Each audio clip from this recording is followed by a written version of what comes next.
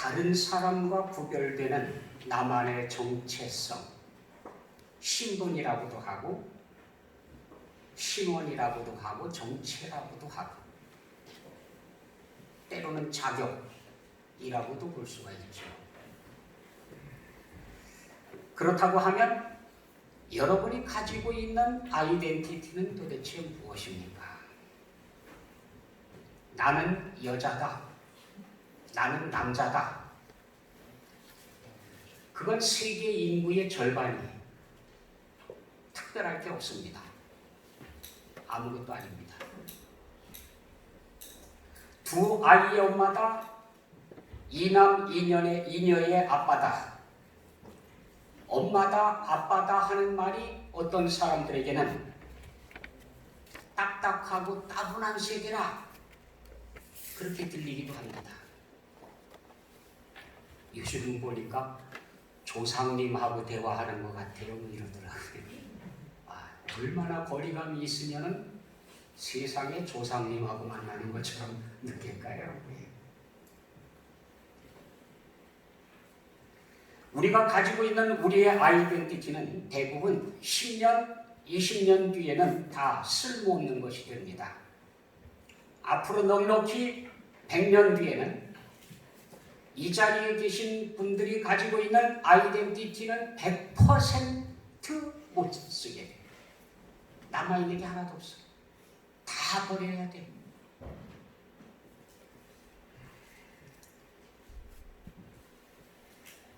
그런데 성경은 우리에게 영원한 아이덴티티, 사라지지 않는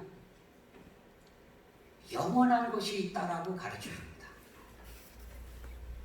그것은 100년 뒤에도 1000년 뒤에도 만년이 지나가도 변하지 않는 겁니다. 지속되는 겁니다. 하나님의 자녀라고 하는 신분입니다. 하나님의 가족이라고 하는 신분입니다. 하나님을 아빠, 아버지라고 부르는 이 자격은 영원하다. 변하지 않아요. 영원한 세월이 흘러가도 변하지 않습니다. 우리가 하나님을 아빠, 아버지라고 부르는 것은 영원토록 하나님을 그렇게 부르면서 살아가게 될 겁니다. 이게 진짜 우리 아이덴티티, 우리의 비전입니다. 성경은 우리에게 말씀해 주십니다. 물론 하나님의 영으로 인도함을 받는 사람은 곧 하나님의 아들이라. 우리가 육신대로 살면 반드시 죽습니다. 육신의 생각은 부패한 생각들이에요. 성경에서 육신의 생각은 아주 분명하다. 은밀하지도 않아요. 애매하지도 않습니다. 분명합니다. 그런데 이것은 한마디로 말하면 타락되어진 생각들이에요. 인간의 몸에서 나오는 생각들이 어쩌면 그렇게 타락하고 부패한 생각들로 얼룩져 있는지 놀랄 정도입니다. 그래서 육신에 속해 있는 사람들이 육신을 따라서 살아가는 게 얼마나 자연스럽고 얼마나 쉬운지 몰라요. 정말 편안하거든요. 그럼에도 불구하고 성경은 우리에게 말씀해 주시는데 육신을 따라 살면 반드시 죽을 것이로되. 그게 그 생각이 우리가 쉽게 따라가며 쉽게 할 수 있는 것이긴 하지만 그렇다고 면제되는 건 아닙니다. 분명히 죽는 길입니다. 분명히 망하는 길입니다. 자유분방하고 누릴 것 다 누리고 살아가는 것 같아 보이지만 결과는 너무 써요. 반드시 대가를 지불해야 됩니다. 그러나 성령을 따라 사는 삶은 하나님의 자녀로 사는 삶입니다. 성령께서 우리에게 오시어서 하나님의 말씀을 따라 살게 해주고 계십니다. 그에 순종하며 살아가는 것은 하나님의 자녀로 사는 것을 말해줍니다. 니고데모에게 예수님께서 말씀해 주셨습니다. 진실로 진실로 내게 이르노니 사람이 물과 성령으로 나지 아니하면 하나님의 나라에 들어갈 수 없느니라. 육으로 난 것은 육이요 영으로 난 것은 영이니 내가 네게 거듭나야 하겠다 하는 말을 놀랍게 여기지 말라. 육신의 생각은 기껏 좋은 생각을 해봐야 육신의 생각이란 영의 생각이 아니고는 하나님을 기쁘시게 하는 생각을 할 수가 없습니다. 악한 영들이 우리에게 다가왔습니다. 그리고 기껏 좋은 것을 해준다고 해봐야 파멸시키는 것밖에 없습니다. 강도의 머릿속에서는요, 강도짓하고 빼앗아가고 강탈하는 생각을 하지 다른 생각을 안 합니다. 예수님께서 우리에게 오신 것은 생명을 얻게 하고 풍성히 얻게 하려고 오셨다라고 말씀하셨어요. 이게 생각이 달라요. 육에 속한 것은 육입니다. 육에 속한 사람이 아무리 좋은 생각을 한다고 해도 육에 속한 생각에서 벗어나지 못합니다. 그런데 성경은 영에 속한 사람, 영의 생각을 해야만 하나님을 기쁘시게 할 수 있다고 말씀하십니다. 그러므로 누가 되었든지 간에 거듭나지 않고는 하나님을 만날 수 없습니다. 거듭나지 않고는 하나님의 나라에 들어갈 수 없습니다. 왜냐? 육의 생각을 갖게 되거든요. 육의 열매를 맺고 살아가게 되거든요. 그러니까 다시 태어나지 않은 사람은 하나님 나라에 갈 수 없습니다. 너희는 다시 무서워하는 종의 영을 받지 아니하고 양자의 영을 받았으므로 우리가 아빠, 아버지라고 부르짖느니라. 우리 하나님은 전지전능하신 하나님, 거룩하신 하나님이십니다. 그래서 죄를 눈감아 주시지 못합니다. 하나님의 속성이 거룩하시고 공의로우시기 때문에 추악한 죄를 그냥 덮어둘 수가 없습니다. 용납할 수도 없습니다. 또한 하나님께서는 우리를 속속들이 감찰하시고 아십니다. 이게 문제예요. 하나님께서 우리를 감찰하고 계신다고 하는 사실입니다. 그래서 죄를 짓는 사람들은 필연적으로 하나님의 불꽃 같은 눈을 보게 되어져 있습니다. 하나님의 눈이 부드럽고 사랑에 넘치고 온화하고 은혜가 충만한 그런 눈빛이어야 맞는데 불꽃 같은 눈으로 보인다는 얘기는 우리가 뭔가 잘못했다는 거죠. 하나님 앞에 서게 되면 두려워진다. 이건 죄를 범한 사람들의 본능이에요. 그런데 성령의 인도를 받고 사는 사람은 무서워하는 종이 아니라 자녀이기 때문에 두려워하기보다는 기뻐하면서 아빠, 아버지 하고 하나님을 향해서 달려가게 된다는 겁니다. 제가 자란 교회에 호랑이 장로님이 계셨습니다. 한 분도 아니고 몇 분이요. 그러니까 학생들이요, 장로님들 말소리만 들려도요, 덜덜 떨려요. 두려워요. 뭐 또 혼나나 싶어가지고요. 거기다가 목소리에 조금 힘주고 얘기한다. 그럼 깜짝 놀라는 거죠. 예. 그래서 가능한 한 마주치지 않으려고 해요. 저쪽에서 발작 소리가 난다, 그림자가 보인다. 그러면 숨는 거죠. 도망치는 거죠. 그러다가 들치면 또 혼나요. 인사 안 하고 도망간다고. 무서워서 도망치는데 인사 안 하고 도망간다고 또 혼나요. 그럼 더 무서워져요. 그 다음에 더 무서워져서 더 빨리 숨어야 돼. 왜? 조금이라도 들키면 또 혼나니까. 하긴 호랑이 같은 장로님이 계셨는데 겁없는 사람들도 있더라고요. 겁없는 애들은요, 장관님 하고 쫓아가는 애들도 있고요. 어떤 애들은요, 쫓아가갖고 뭐 조잘조잘 떠들고요, 품에 안겨갖고요, 별소리를 다 해요. 어우, 쟤들 어떻게 저렇게 겁이 없나? 누구냐 하면 그 집 아들, 그 집 딸이야. 아니 우리는 무서워서 도망치지만 걔들은 도망갈 이유가 없어요. 왜? 사랑하는 아빠니까. 그렇잖아요.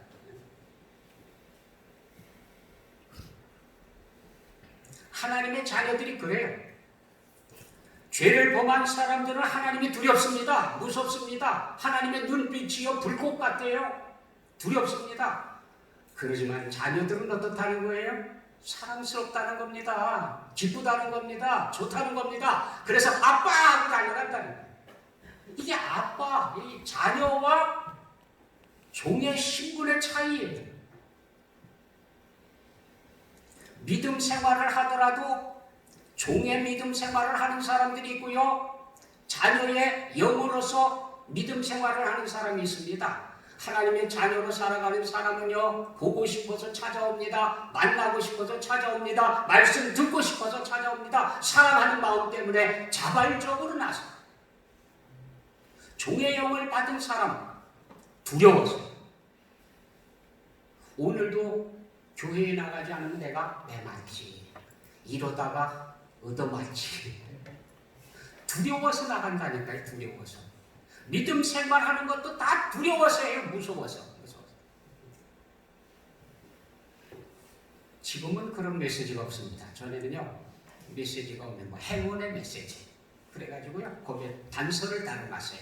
이 소식을 사랑하는 지인들에게 10명에게 보내면 복을 받고 안 보내면 저주를 받고 그럼 또 10사람을 또 낑낑이 찾아가고 보내야 돼. 왜? 저주 받을 게 두려워서. 아이고 그래가지고요 한 가지 내용의 메시지가 떠돌면 쫙 퍼져갖고 그게 다시 자기에게로 보내기. 왜 그래? 안 보내면 저주 받을까봐 두려워서. 믿음 생활을 해도 이렇게 벌 받을까봐 두려워서 벌벌 떨면서 하는 이 종의 영을 받고서 믿음 생활을 하는 사람이 있고요.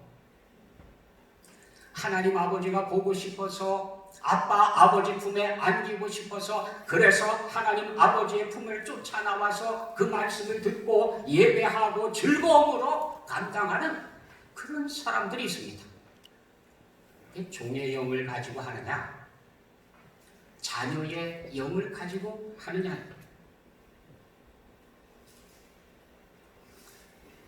성령의 친히 우리의 영과 더불어 우리가 하나님의 자녀인 것을 증언하시나니 성령께서 우리가 하나님의 사랑받는 자녀라고 하는 것을 증거해주고 계신다는 겁니다. 우리가 그렇게 믿고 싶은 게 아니에요. 우리에게 그렇게 자녀라고 해주십시오 라고 간절히 부탁을 드리고 청원하는 게 아닙니다. 하나님께서 이미 우리를 하나님의 자녀로 불러주셨습니다. 우리가 그것을 믿고 받아들이고 나아가서 아빠, 아버지라고 부르면 그렇게 살면 되는 거예요. 성령께서 이것에 보증이 되어주셨습니다. 성령께서 우리가 하나님의 자녀라고 끝까지 책임지고 계십니다. 누가 뭐라고 하더라도 우리는 하나님의 자녀입니다. 누가 뭐라고 하더라도 우리는 하나님의 사랑을 받고 있습니다. 성경은 이렇게 말씀하십니다. 자녀이면 또한 상속자 곧 하나님의 상속자요 그리스도와 함께한 상속자니 우리가 그와 함께 영광을 받기 위하여 고난도 함께 받아야 할 것이니라. 자녀이면 또한 상속자다. 하나님 나라의 상속자다. 하나님께서 주시는 그 많은 은총의 선물을 받는 상속자가 됐습니다. 너무 과분하게 예수 그리스도와 함께 영광을 누린다고 그렇게 기록되어 있습니다. 그러니 영광만 누리는 것이 아니라 고난도 함께 받자. 고난 받는 것도 두려워하지 말자.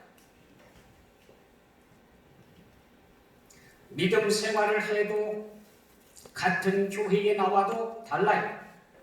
같은 예배 시간에 같은 좌석에 앉아있다고 하더라도 달라요. 두려워 떠는 사람이 있고 즐거워 행복한 사람도 있습니다.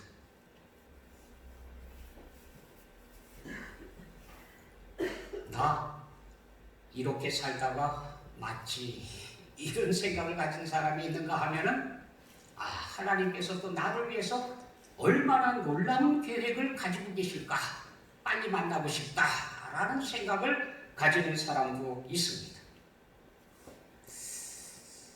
전부는 아니지만 예배 시간에, 특별히 설교 시간에 눈을 마주치지 않으려고 애쓰는 분들은 뭔가 수상하신 분들이에요. 앞에 있는 분 뒤에 숨어가지고, 요즘에 그것도 못해요. 왜? 테이프를 딱 붙여놔가지고 앉는 자리를 만들어놔가지고 숨고 싶어도 겹치질 않아. 참 어떻게 지내시는지 몰라.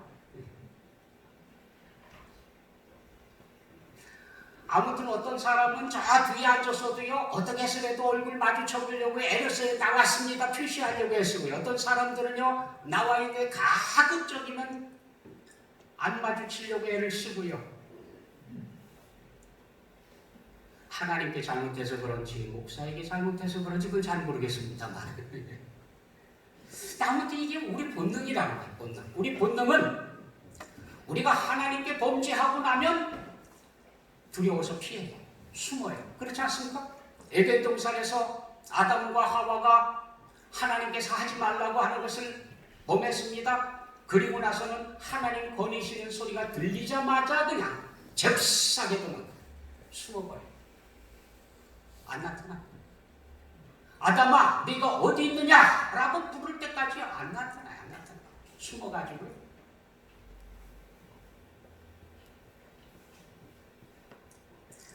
교회에도 무서운 사람이 있긴 있어요. 그렇죠? 교회에서 제일 무서운 사람, 교회에서 제일 무서운 사람이 누구일까요? 새벽 기도에 한 번도 빠지지 않고 참석하는 집사님. 어디서 그러더라고요. 그래서 왜 그러냐 그랬더니 그분 뒤에는요, 새벽 기도에 빠진 목사, 장로들의 빠진 횟수가 날짜가 거기 적혀 있대요. 그래서 몇 월 며칠 안 나왔다.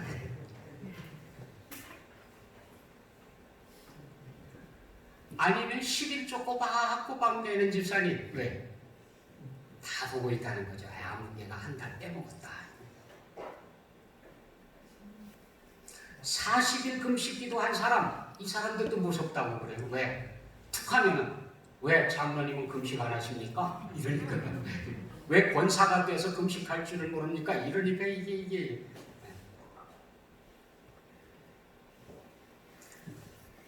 그럼 마귀는 교회에서 누구를 제일 무서워할까요? 어떤 사람이요?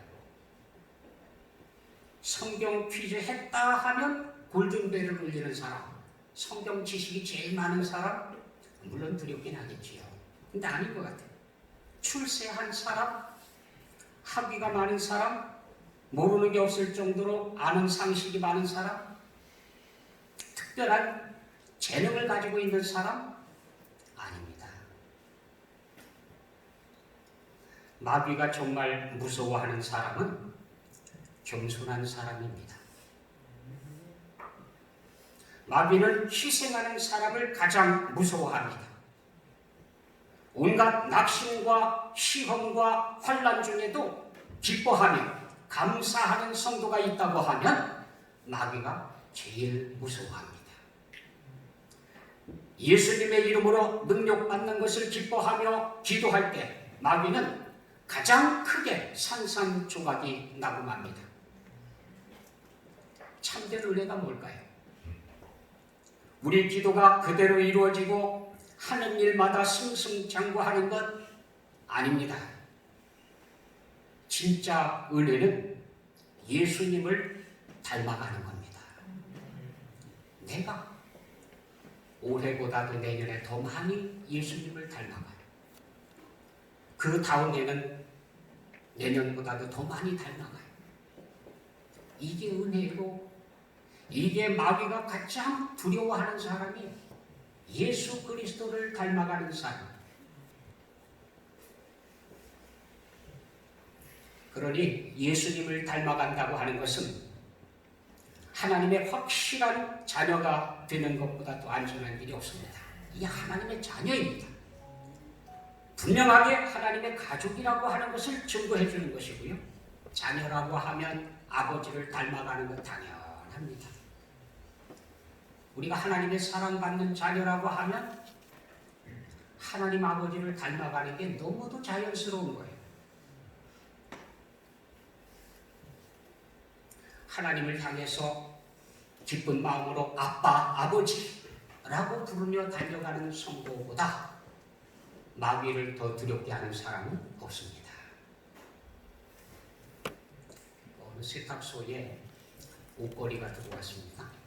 세탁소에 옷걸이들이 많이 필요하죠.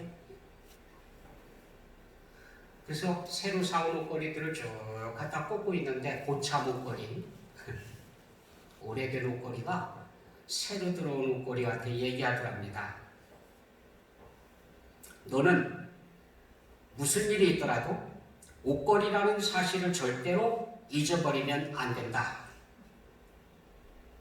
아니 왜 그렇게 옷걸이라는 걸 강조합니까? 기분 나쁘게 물어봤더니 답변을 하더랍니다. 왜냐하면 내가 그동안 쭉 봤더니 옷걸이라는 사실을 잊어버리는 옷걸이들이 참 많더라. 무슨 얘기냐면요, 대통령이 입던 옷을 세탁소에 맡겼습니다. 옷걸이에다 걸어놨습니다. 그럼 우쭐해요. 왜? 대통령 옷을 입고 있다 이거예요. 연예인이 입고 있던 옷이 세탁소에 들어왔습니다. 옷걸이에 걸어놓습니다. 그러면 또 우쭐해요. 왜? 아무개 스타 옷이라 이거예요. 그렇게 생각해보면은 가난한 사람의 옷을 걸치고 있을 때는 후줄근 해야 됩니까? 이 옷걸이의 신분은 옷걸이입니다. 그 3천만 원짜리 밍크 코트 걸쳤다고 해가지고 우쭐할 것도 아니고요. 예? 대통령 옷 걸쳐놨다고 해서 우쭐거릴 것도 아니고요. 옷걸이는 옷걸이입니다. 우리 인생이 이 땅을 살아가는 동안 어떤 옷을 입고 있지라든 간에 잠깐 걸치고 있다가 벗어던지면 끝입니다. 그거 가지고 그렇게 너무 그냥 내어서 그것 가지고 우쭐거리고 그것 가지고 풀이 죽고 그럴 필요 없습니다. 잠깐 걸치고 있다가 벗어놓으면 끝이거든요. 진짜 우리 신분, 진짜 우리 아이덴티티는 옷걸이가 아니라 하나님의 사랑받는 자녀들입니다. 이거 기억해야 돼. 나는 누가 뭐라고 하더라도 하나님의 사랑받는 자녀다. 이 땅에 있는 동안도 아빠, 아버지 이렇게 부르고 살고 있다가 이 땅을 떠나서도 아빠, 아버지 하고 달려가면 되는 거거든요. 예수님께서 십자가를 지시기 위해 잡히시던 밤 겟세마네 동산에서 기도하셨습니다. 따라온 제자들은 잠들어 있었기 때문에 예수님께서 홀로 깨어서 십자가에 고통을 지고 기도하셨습니다. 그때 주님께서 아빠, 아버지여 이렇게 기도하셨습니다.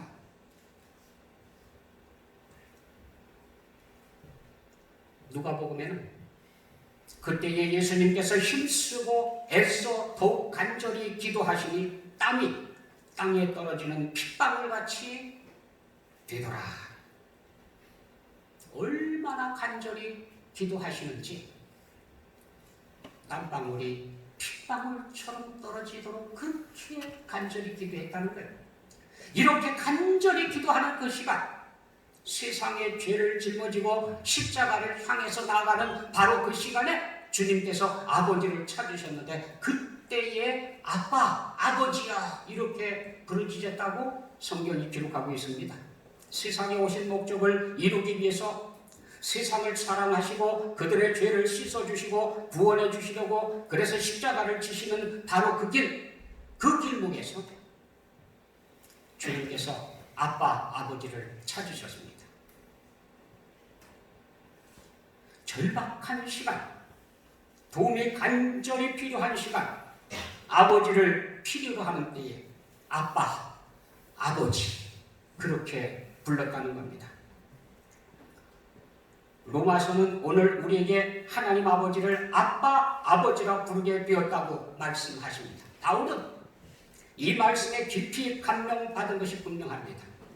그래서 로마서에서는 너희는 다시 무서워하는 종의 영을 받지 아니하고 양자의 영을 받았으므로 우리가 아빠 아버지라고 부르짖느니라 그렇게 기록해놨고요. 갈라디아서에서는요 너희가 아들임으로 하나님이 그 아들의 영을 우리 마음 가운데 보내사 아빠 아버지라 부르게 하셨느니라. 아마 숱하게 하나님 앞에서 아빠 아버지 이렇게 불러봤을 것입니다. 그리고 성경 속에도 기록해 놓으신 겁니다. 오늘 우리가 이 땅을 살면서 정말로 양자의 영을 받았다고 하면 하나님 앞에 그렇게 부르고 살라는 거예요. 아빠 아버지. 그런데 아무나 그렇게 부를 수 있는 건 아니죠. 죄를 범한 사람들은 그렇게 부르기가 쉽지가 않은 겁니다. 아니죠. 엄밀하게 말하면 죄를 범했다기보다는 죄 용서함을 받지 못한 사람이죠.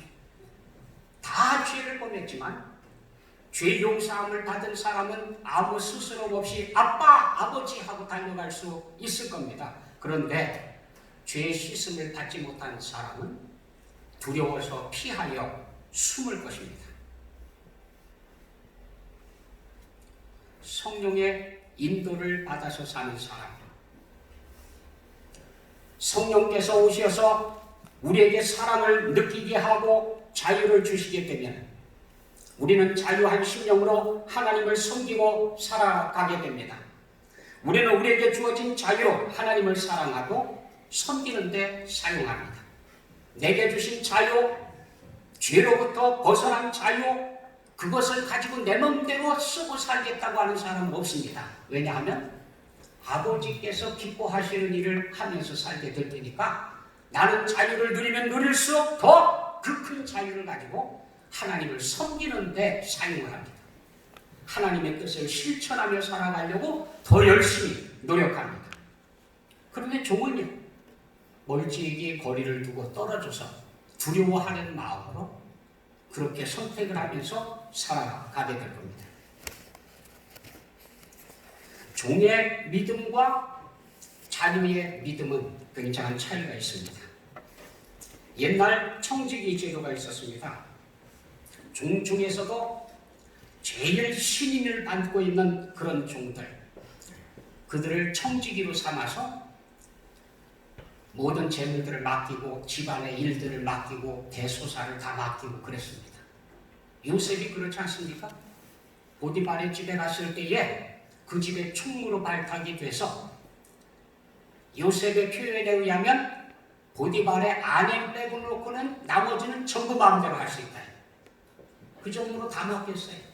다 관리할 수 있습니다. 대단한 권세입니다. 그래서 자기 마음에 드는 곳에 투자할 수도 있고요, 빼올 수도 있고요, 그 권세를 가지고 떵떵거리고 약간 칠 수도 있고요. 대단합니다. 하지만 종은 종입니다. 아들은 좀 모자라요. 청지기보다도 훨씬 지능도 약하고 모자라도 아들은 아들이에요. 결국 아버지의 모든 상속권은 누가 갖느냐? 아들이 가져요. 암만 똑똑해도 종이 갖는 게 아니라 아들이 갖는 거예요. 아들은요, 못 배웠어도요, 좀 부족해도요, 노력하지 않아도요, 게을러도요, 결국은 아들의 것입니다. 자녀가 된다는 것과 그냥 청지기로 있는 것하고는 대단한 신분의 차이가 있는 겁니다.